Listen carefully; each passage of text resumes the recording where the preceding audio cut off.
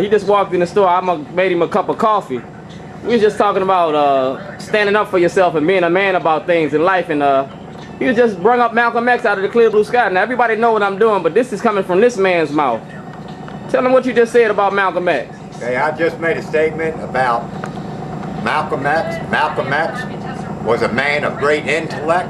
The man spoke the truth. And as much as it hurts in this world and our society, when you speak the truth, you have the upper authorities that want to suppress you.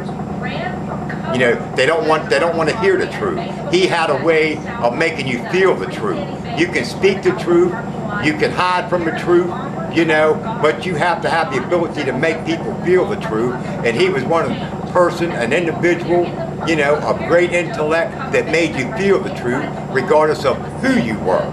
Amen, brother. And I can tell you this here, you know, it's not got anything to do with race or anything, man. I respect the man, and he was my role model.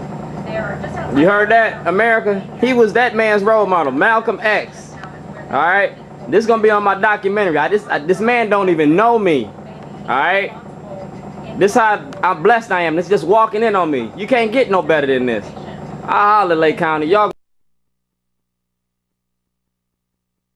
On this earth, to be a man, to be a human being, to be respected as a human being, and that's all I'm doing. As a human being in this society, on this earth, I ain't doing nothing no different than asking for the same rights that you promised me. By any means necessary. And all I'm using is a video camera and a tape recorder and some papers and a telephone. Symbolically rejecting his slave name and setting a black nationalist revolution in motion. Malcolm X changing his name was a big power move. My name is Shorty. He said to all of blackdom was, we have a choice in who we are and how we identify ourselves. Malcolm dared speak truth to whatever power he thought was in the way to him truly expressing himself. He was so eloquent and he knew history, and so you couldn't knock him. He was hip-hop before hip-hop began. He became the voice for people. That's how I look at it. And he was revolutionary, man. For Black Power revolutionary Malcolm X, the fight for civil rights was all about pride and responsibility. And Malcolm's message was about us being who we should be. If the government doesn't want us to pick up a rifle, then defend us. Go find out who bombed the church in Birmingham, Alabama. And if they can't find out, I'ma find out. If they can't find out, then let us go find out. Malcolm X you was hanging and lynching us. Of how even in if you're so strong in your beliefs that you can change.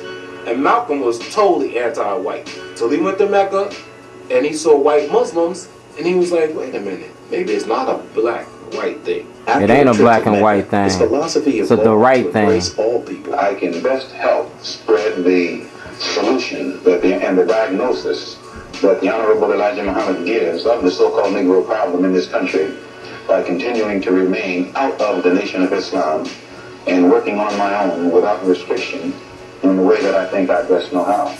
He split for the Nation of Islam because he took ownership at that point, Malcolm, for his own life and in a sense for his own death, because he knew he probably wouldn't live long after, you know, saying some of the things he was saying. Malcolm X became man, that's what my family's scared of. They think I'm gonna end up like Malcolm X or Martin Luther King. His legacy. But you know what? To be a man in this world, you gotta be willing to die for something. And I die for my kids and my family and my beliefs. Was killed, I just started crying because I had actually embraced Malcolm in my mind as my father figure at that point, because I didn't grow up with a father. And I remember saying to myself, man, if I had a father, I wish he was like Malcolm X, you know, because I didn't know a black man like that could exist. Black men like this do exist. Children, and before leaving jail and coming to Baltimore, it looked as if they might have to get along without their dad. I tried to avoid conflict. I was sort of a different kind of hustler. I was a finesse type hustler. I'd mark my losses off because I didn't pay taxes. So therefore I didn't have a lot of confrontation. For the Shorty's story, a young man who has gone down twice and insists he will not be a three-time loser.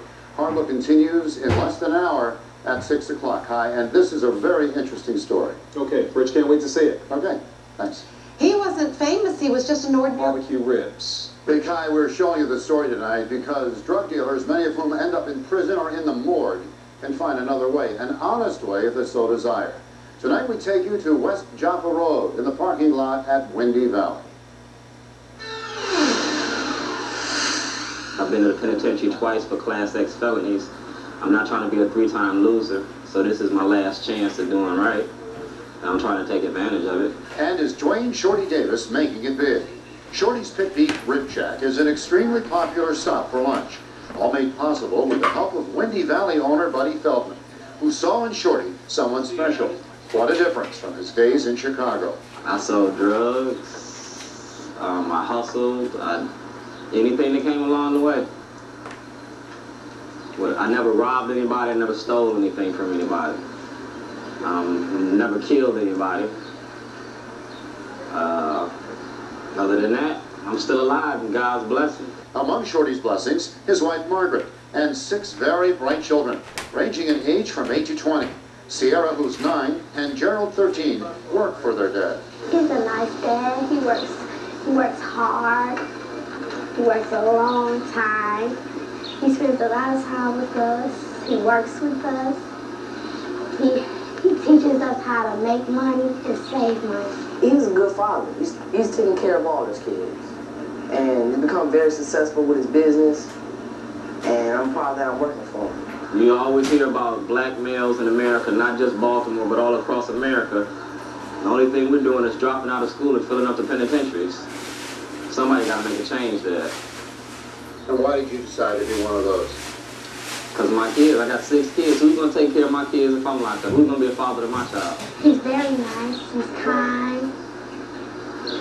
He doesn't, like, when he tells you things, he's just trying to tell you what is right and not to do wrong. I've met a lot of people that, if it wouldn't have been for the fact that I tell them about my background, they wouldn't know anything about me.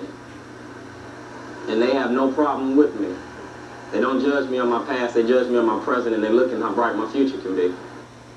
Shorty got his GED in prison and earned college credits in marketing, business administration, and communications. Kai? All right, Rich, well, he's got one successful pit beef stand. Is this going to be the only one or what? No way, Kai. He hopes to eventually open another Shorty's along with a 5-stall automatic car wash up in Owings Mills. Tomorrow night at 6, mothers supporting daughters with breast cancer. For now, it's back to Denise.